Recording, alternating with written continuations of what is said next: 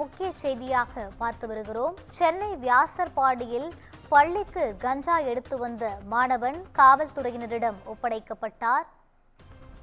11ஆம் வகுப்பு மாணவன் பள்ளிக்கு கஞ்சா கொண்டு வந்ததை கண்டுபிடித்த தலைமை ஆசிரியர் மாணவனை பிடித்து காவல்துறையிடம் ஒப்படைத்தார்.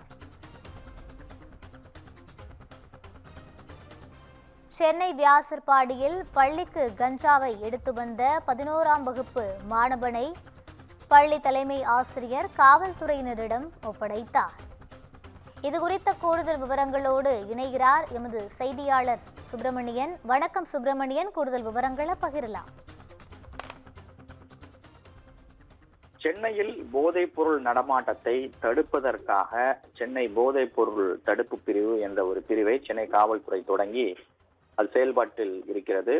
அந்த பிரிவினர் சென்னையில் போதைப்பொருள் நடமாட்டம், போதைப்பொருள் சப்ளை செய்பவர்கள், கஞ்சா உள்ளிட்ட போதைப் பொருட்களை விற்பவர்கள் என கண்டறிந்து அவர்கள் மீது கைது நடவடிக்கையை மேற்கொண்டு வருகிறது.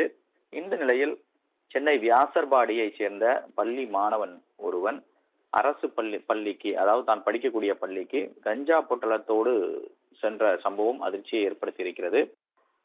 16 வயதுடைய அந்த சிறுவன் பள்ளிக்கு கஞ்சா பொட்டலத்தை மறைத்து கொண்டு சென்றிருப்பதாக கூறப்படுகிறது. இதனை பள்ளி ஆசிரியர் பார்த்து அதிர்ச்சி அடைந்து தலைமை ஆசிரியருக்கு தெரிவித்திருக்கிறார். அதன் பிறகு தலைமை ஆசிரியர் MKB நகர் காவல் நிலையத்துக்கு தகவல் தெரிவித்து அந்த மாணவனை போலீசார் விசாரணை நடத்தினார்கள். விசாரணையில் கஞ்சா பொட்டலம் கீழே கடந்ததாக அவர் தெரிவித்திருக்கிறார்.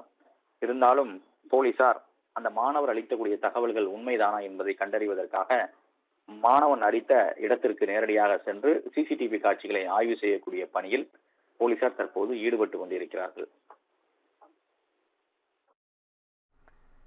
விவரங்களை வழங்கியமைக்கு நன்றி சுப்பிரமணியன்.